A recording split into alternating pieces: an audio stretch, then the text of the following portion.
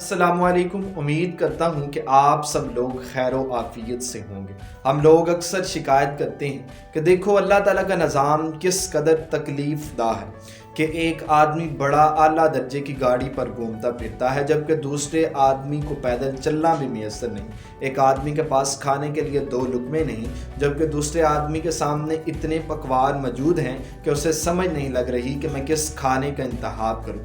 جب میں نے اس سوال کا جواب ڈھونڈنے کی کوشش کی تو مجھے کچھ اس انداز میں ملا کہ جس کے بغیر ہم اس دنیا میں جی نہیں سکتے۔ اللہ تعالیٰ نے وہ چیزیں فری آف کاسٹ ہمارے ماحول کے اندر رکھ دی ہے۔ سب سے پہلی اور اہم چیز آکسیجن ہے۔ اللہ تعالیٰ نے اس زمین پر، اس کائنات پر آکسیجن کا ایک ایسا جال بچھایا ہے کہ ہر شخص کو رنگ و نسل، فرقے اور مذہب کی تمیز کیے بغیر آکسیجن مل رہی ہوتی ہے، نہ چاہتے ہوئے بھی مل رہی ہوتی ہے۔ اگر ہم رضائی کے اندر اپنی سانس کو دبانے کی کوشش کریں تو پھر بھی ہم ایک ایسے دائرے کے اندر آ جاتے ہیں کہ جہاں ہمیں آکسیجن مل رہی ہوتی ہے۔ سوچیں اگر آپ کو آکسیجن کسی ڈاکٹر کی دکان سے لانی پڑتی یا آکسیجن کے پمپ ہوتے، آپ لائنوں میں لگے ہوتے، اپنے بچوں کی بھی آکسیجن لینی ہے، اپنے بوڑھے ماں باپ کی بھی لینی ہے، تو آپ کی زندگی کس قدر تکلیف دہ ہوتی۔ اور ہر روز اگر آپ کو آکسیجن لانی پڑتی تو ہماری زندگی عذاب میں مبتلا ہو کر رہ جاتی۔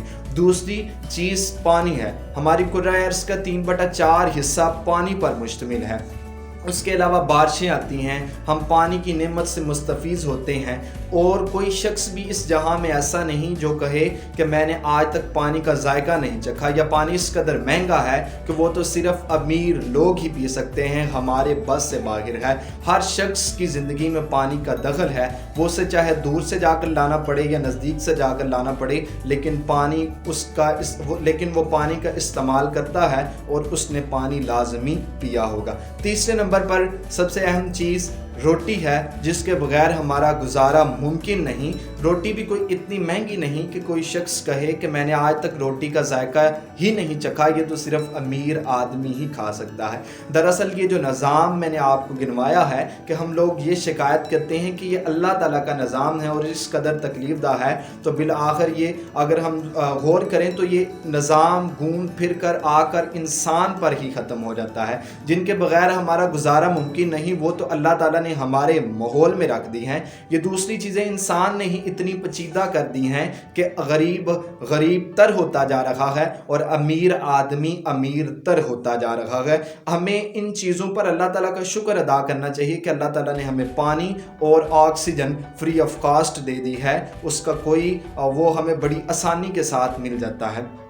دوسرے نمبر پر ایک استاد صاحب تھے، انہوں نے بچوں کو غبارے دیے اور ان پر ان سب کا نام لکھا۔ ہر بچے کا غبارے پر نام لکھا ہوا تھا۔ اب ان غباروں کو ایک کمرے کے اندر بند کر دیا گیا اور بچوں کو حکم دیا گیا کہ آپ نے اپنی مدد آپ کے تحت اس کمرے سے غبارے ڈھونڈ کر لانے ہیں اور اپنے نام کا ڈھونڈ کر لانا ہے۔ بچے گئے ایک دوسرے کو کچلتے ہوئے، دھکیلتے ہوئے، رونتے ہوئے، لیکن کچھ دیر بعد کسی بھی بچے کے پاس اس کے نام کا غبارہ موجود نہیں تھا۔ اب استاد صاحب نے بلایا اور تلقین کی کہ جس کے نام کا غبارہ آپ کو ملے آپ نے اس بچے کو دے دینا ہے۔ کچھ ہی دیر گزری تھی کہ سب بچوں کے غبارے ان کے پاس موجود تھے۔